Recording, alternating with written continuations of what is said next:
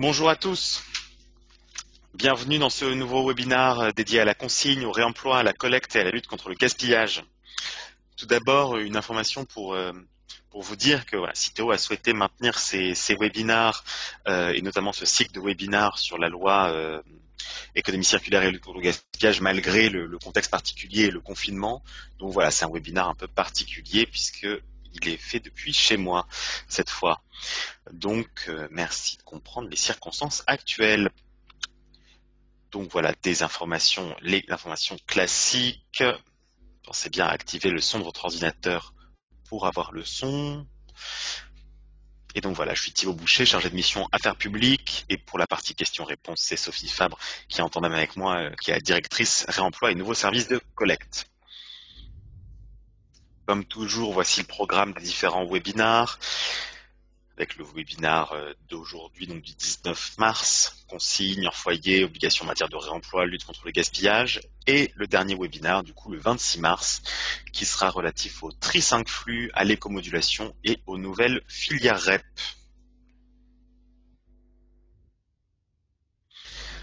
Le webinaire d'aujourd'hui est dédié à la réduction et aux interdictions des emballages, au réemploi, à la consigne, à la collecte, notamment collecte hors foyer, à la lutte contre le gaspillage. Voilà donc les grands thèmes que nous allons aborder aujourd'hui. Et donc vous avez comme d'habitude le replay qui est disponible dans les 24 heures suivant chaque module sur notre chaîne YouTube. Donc vous allez sur YouTube et vous cherchez le compte de Citeo et vous avez tous les webinaires sur la loi, mais également tous les webinaires de Citeo, que ce soit l'éco-conception, l'information du consommateur, tous les webinaires qui sont accessibles en libre accès du coup sur nos chaînes YouTube. Voilà, pendant cette période de confinement, ça peut vous intéresser.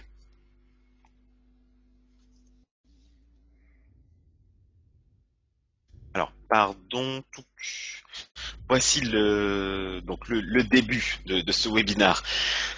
Définition d'un emballage réemployable, réemploi versus réutilisation. Donc, c'est une définition de l'article L541.1.1 du Code de l'environnement qui distingue le réemploi de la réutilisation. Donc, le réemploi, c'est toute opération par laquelle des substances, matières ou produits qui ne sont pas des déchets sont utilisés de nouveau pour un usage identique à celui pour lequel ils avaient été conçus.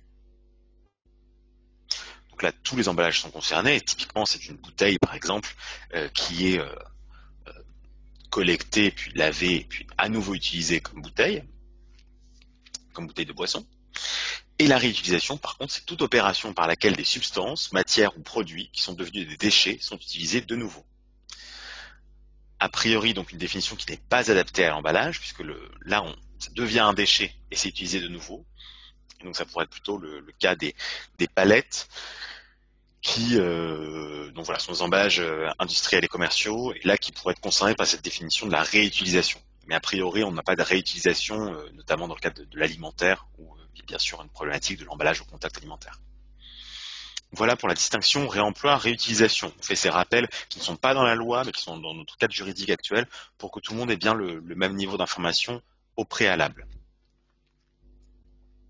Et les deux slides que vous avez vus sont pour le webinaire de la semaine prochaine du 26. Donc voilà, on a un peu anticipé les choses. Donc voilà, ne vous inquiétez pas, vous verrez ces slides la semaine prochaine.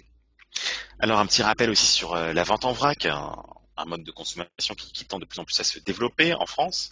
Donc la vente en vrac, c'est un mode de distribution et jusqu'à présent, elle n'était pas nécessairement synonyme de réemploi. Parce qu'il y a plusieurs cas de vente en vrac.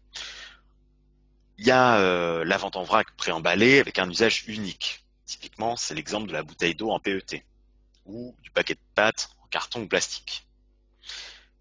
Il y a, alors, là c'est du préemballé, il y a ensuite la vente en vrac avec usage unique, c'est l'exemple des fruits secs dans un sachet Kraft mis à disposition par l'enseigne et que le consommateur n'utilise qu'une fois. Donc là, on a un emballage à usage unique, mais on a de la vente en vrac. On a ensuite du préemballé avec du réemploi. Typiquement, ce sont les bouteilles de bière Météor en Alsace, les bouteilles de Coca-Cola ou d'Evian en CHR.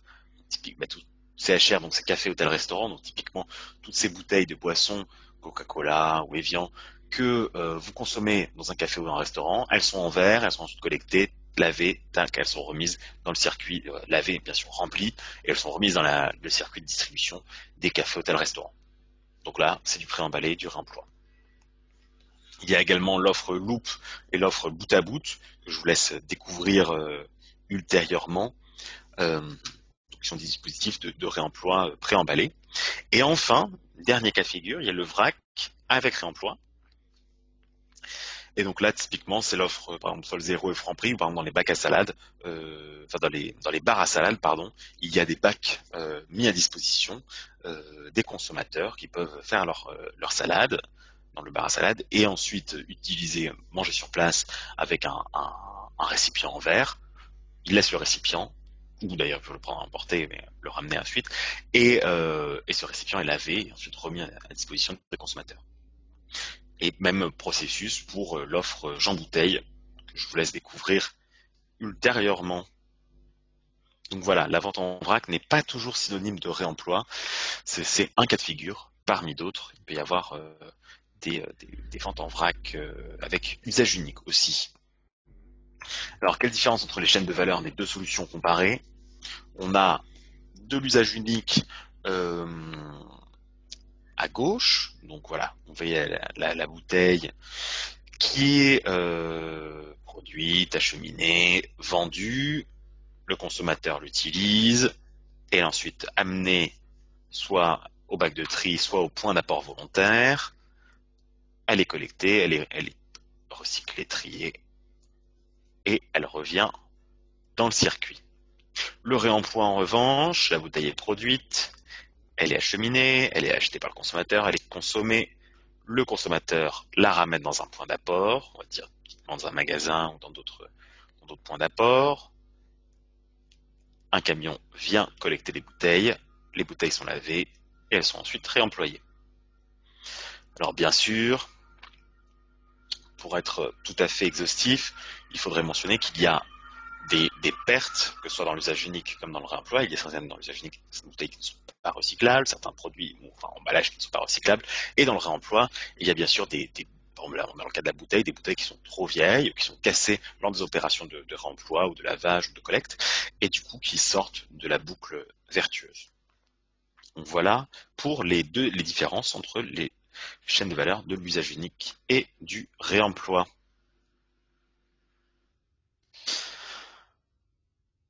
Venons-en tout de suite au vif du sujet, avec les nouvelles mesures portant sur les réemplois dans la loi AGEC, dans la loi anti-gaspillage et économie circulaire.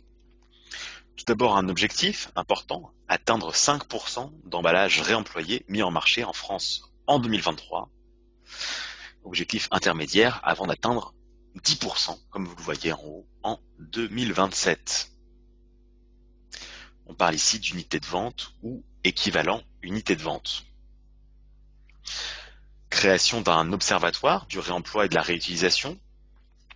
Donc avant le 1er janvier 2021, l'observatoire sera chargé d'évaluer la pertinence des solutions de réemploi et de réutilisation d'un point de vue environnemental et économique, ainsi que de définir la trajectoire nationale visant à augmenter la part des emballages réutilisés et réemployés mis en marché. Il s'agit donc de l'article 9. Il y a ensuite une contribution financière qui va concerner les éco-organismes. Donc les éco-organismes des filières emballage ménager, des filières restauration et déchets industriels et commerciaux.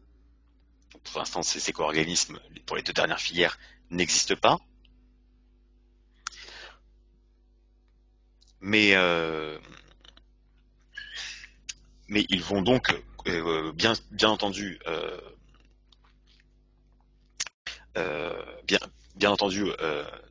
être créés par, on l'évoquera la semaine prochaine. Ces éco-organismes devront consacrer annuellement au moins 2% de leur contribution, du montant de leur contribution, au développement de solutions de réemploi et réutilisation des emballages. C'est donc l'article 72 et ce sera en vigueur à partir du 1er janvier 2023, sauf pour la filière déchets industriels et commerciaux qui sera créée à partir de 2025. on l'évoquera la semaine prochaine. Donc voilà, ça vous concerne moins, mais on voulait vous informer sur le fait qu'il y a de grosses ambitions aussi qui sont sur les épaules des éco-organismes. Enfin, ça vous concerne davantage cette fois, les quotas de réemploi. Donc, un décret définira la proportion minimale chaque année, proportion minimale annuelle d'emballages réemployés à mettre sur le marché en France, proportion pouvant être différente pour chaque flux d'emballage et catégorie de produits. Il s'agit ici de prendre en compte les marges de progression existantes dans chaque secteur. Donc, on a un raisonnement ici par secteur. Donc, typiquement, on pourrait dire, par exemple, les cosmétiques ou les produits d'hygiène seront un secteur, et on n'aura pas un raisonnement par entreprise. Typiquement, ce ne sera pas telle entreprise de cosmétiques devra avoir au moins tant d'emballages réemployés. On est ici par secteur économique. Je cite la suite de l'article 67. À cet effet, les personnes appartenant à un secteur d'activité concerné et mettant collectivement sur le marché français annuellement plus d'une certaine quantité d'emballage sont tenues de respecter en moyenne cette proportion minimale d'emballage réemployé pour leurs propres produits, quel que soit le format et le matériau de l'emballage utilisé, ou le consommateur final auquel ces produits sont destinés. Donc, vous le voyez, on est ici par un raisonnement par secteur, et on pourrait avoir potentiellement un seuil minimal de produits mis sur le marché, comme nous le dit, en mettant collectivement sur le marché français annuellement plus d'une certaine quantité d'emballage. Il y a aussi donc cette partie de la phrase qui est importante, quel que soit le format et le matériau de l'emballage utilisé ou le consommateur final auquel ces produits sont destinés. Donc typiquement, on ne pourra pas dire, oui mais attention, moi je vends à des ménages et non pas au CHR, c'est pour ça que je ne fais pas de réemploi.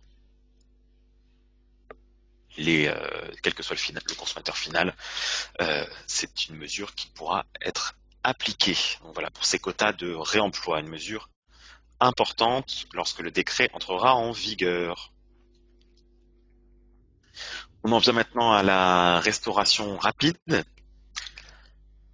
Donc une mesure très importante pour le secteur. À compter du 1er janvier 2023, les établissements de restauration sont tenus de servir les repas et boissons consommés dans l'enceinte de l'établissement dans des gobelets, y compris leurs moyens de fermeture et couvercles, des assiettes et des récipients réemployables, ainsi qu'avec des couverts réemployables.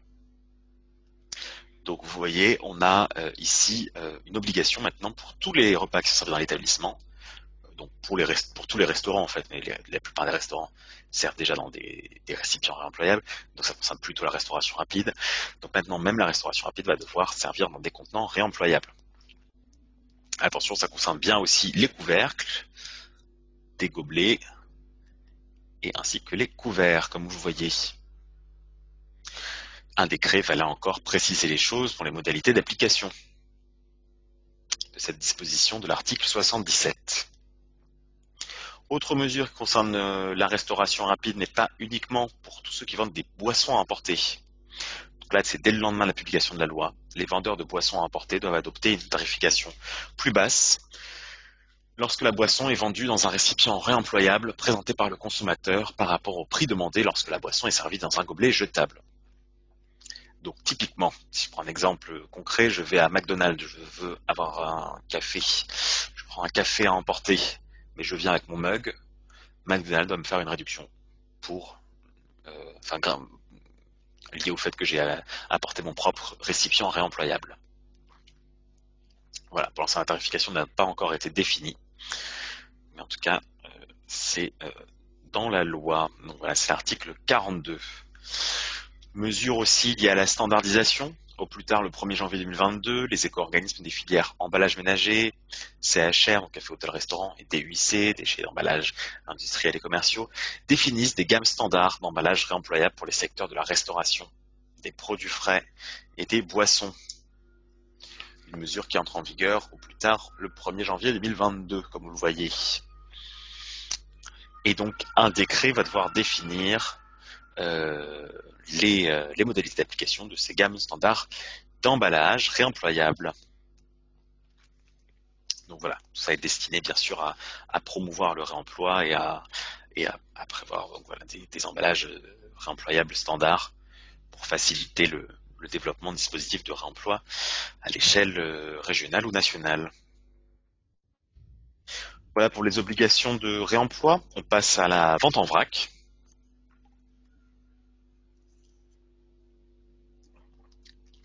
Donc la vente en vrac qui n'était pas explicitement définie dans notre cadre juridique actuel, fait sa grande entrée du coup, dans notre cadre juridique. C'est la loi du coup qui définit la vente en vrac comme la vente au consommateur de produits présentés sans emballage, en quantité choisie par le consommateur, dans des contenants réemployables ou réutilisables.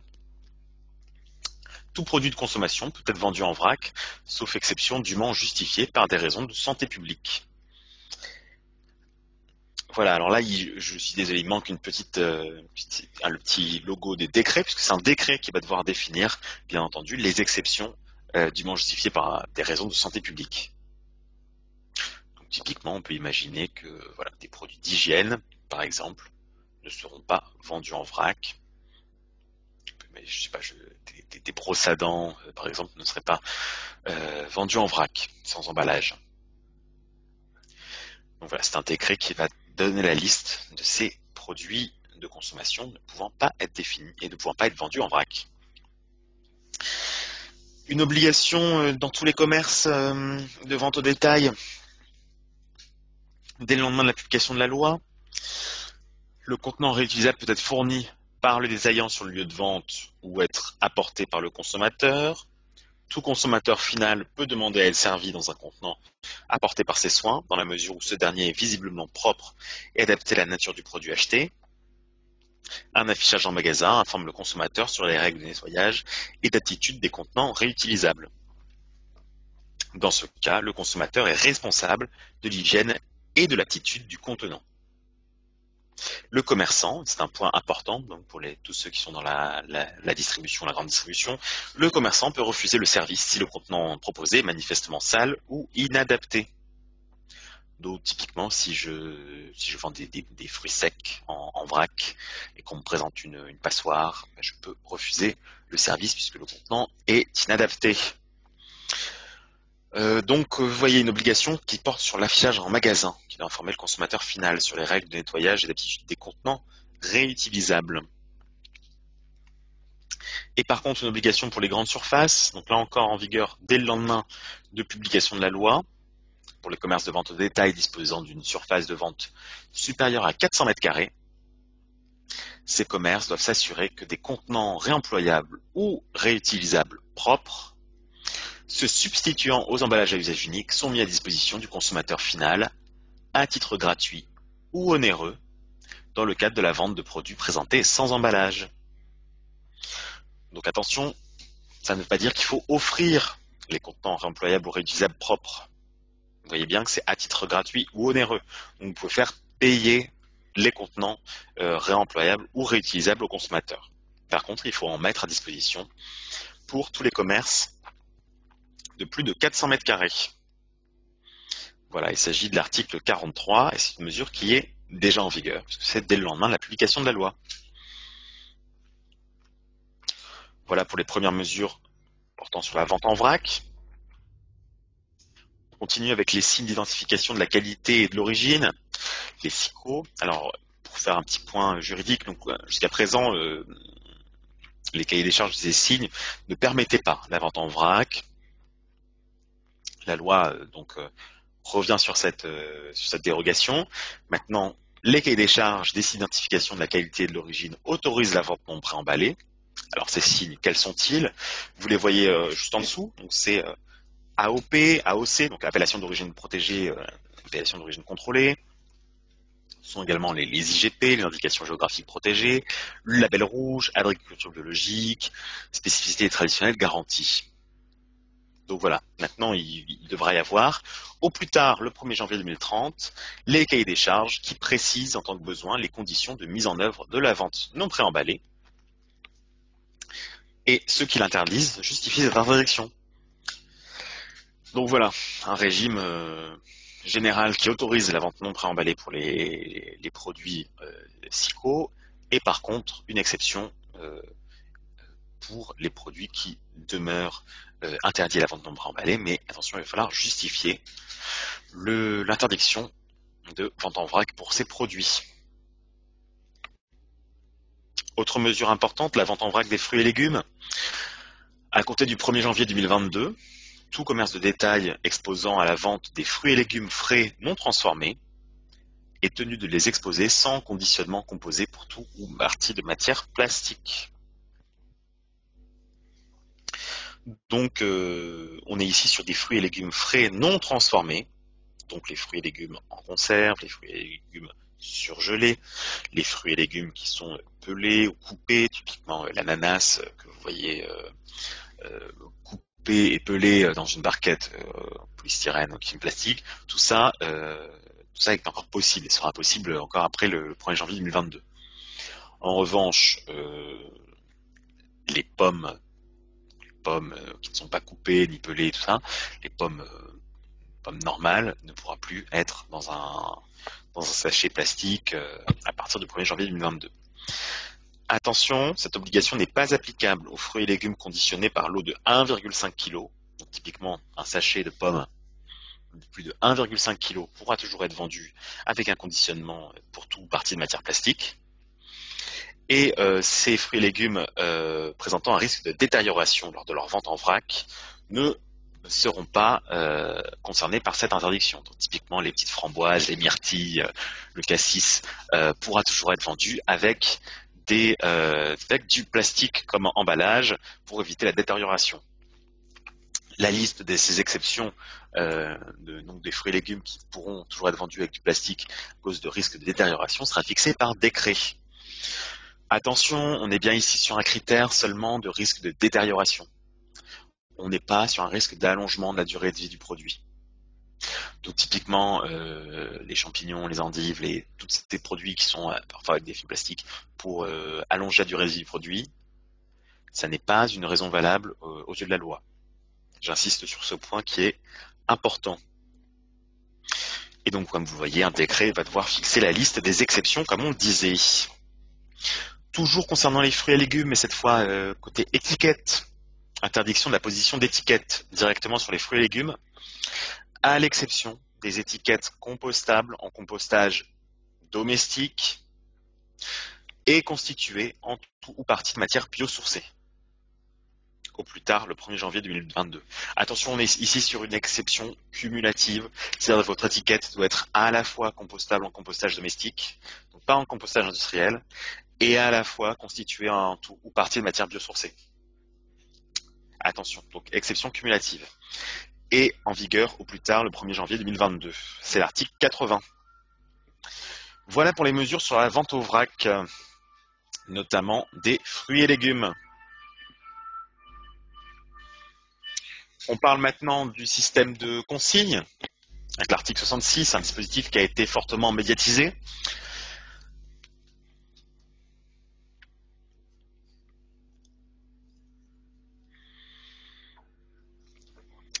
Il y a donc un objectif national de collecte pour recyclage des bouteilles pour boissons en plastique qui est fixé à 77% en 2025 et 90% en 2029. Sachant qu'on est à l'heure actuelle aux alentours de 55%. Attention, on parle bien ici des bouteilles en plastique seulement. L'objectif concerne les bouteilles en plastique et pour boissons. Donc la cosmétique, la détergence ne sont pas concernés par cet objectif national que se dote la France. Objectif également national de réduction de la mise sur le marché de 50% des bouteilles pour boissons en plastique à usage unique d'ici 2030. On est là encore sur des bouteilles en plastique et pour boissons. La cosmétique, la détergence ou d'autres usages hors boissons ne sont pas concernés. Alors maintenant, le calendrier concernant la consigne. C'est vrai que ça a fait l'objet de débats entre les parlementaires, entre différents acteurs. Voilà maintenant ce qui est dans la loi, ce qui a été acté. Avant le 30 septembre 2020, l'ADEME, donc l'Agence de l'environnement et de la maîtrise de l'énergie, rend public un rapport sur les taux de performance de la collecte et du recyclage des bouteilles en plastique pour boissons atteints en 2019, ainsi que sur la trajectoire annuelle de collecte pour recyclage permettant d'atteindre ces objectifs.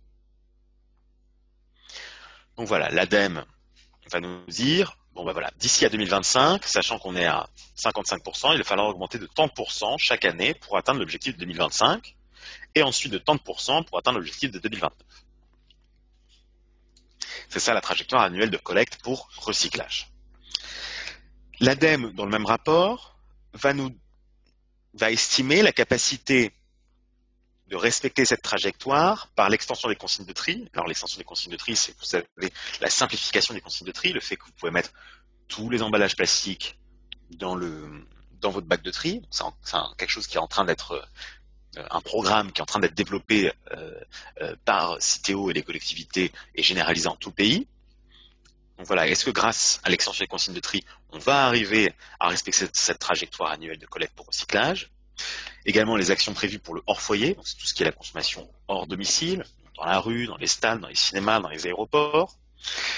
Le rapport va également définir les impacts technico-économiques, budgétaires et environnementaux d'un dispositif de consigne pour réemploi et recyclage comparé aux impacts d'autres modalités de collecte.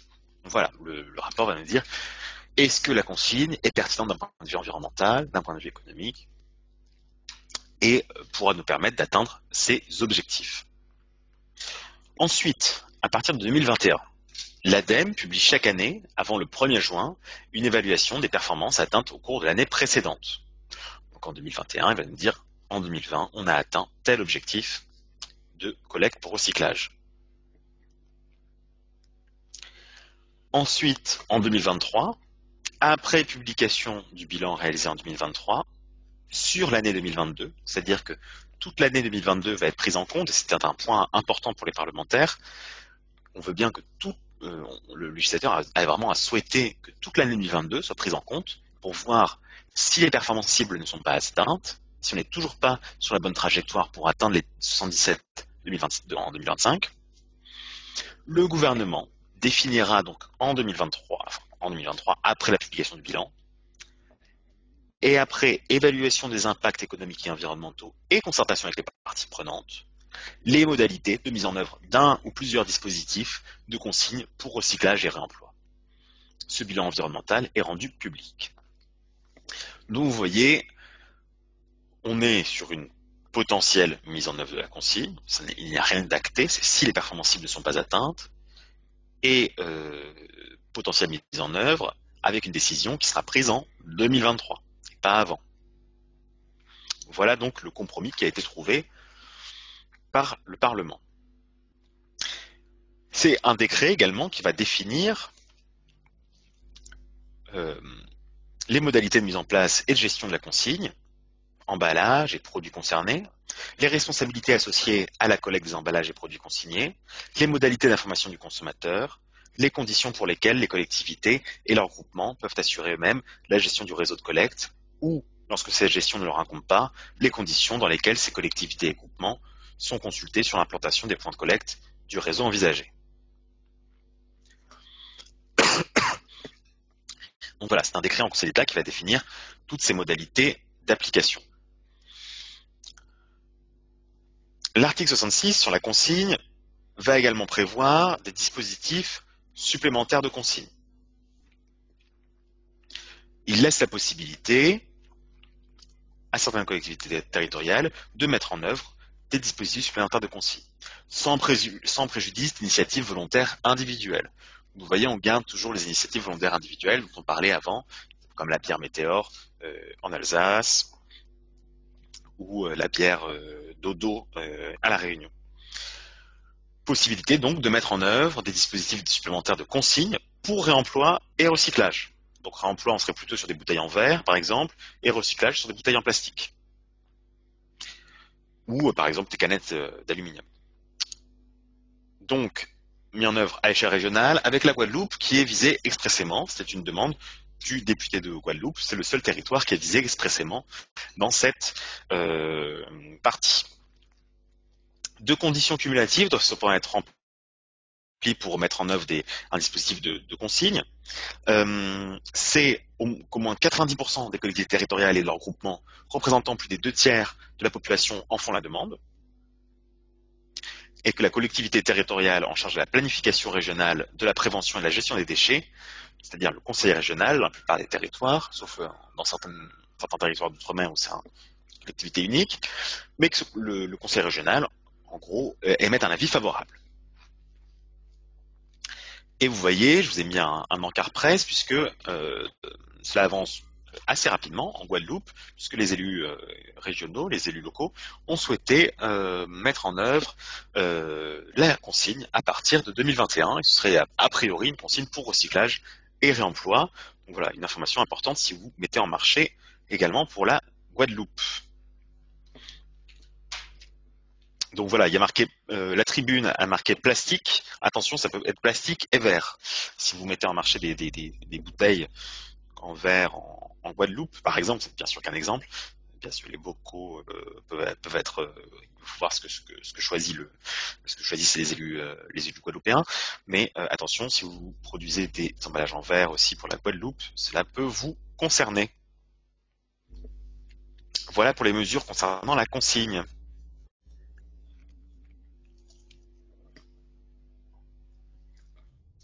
Alors, maintenant évoquons les mesures concernant la lutte contre le gaspillage, notamment pour celles et ceux d'entre vous qui travaillent dans le secteur du médicament, dans le secteur pharmaceutique.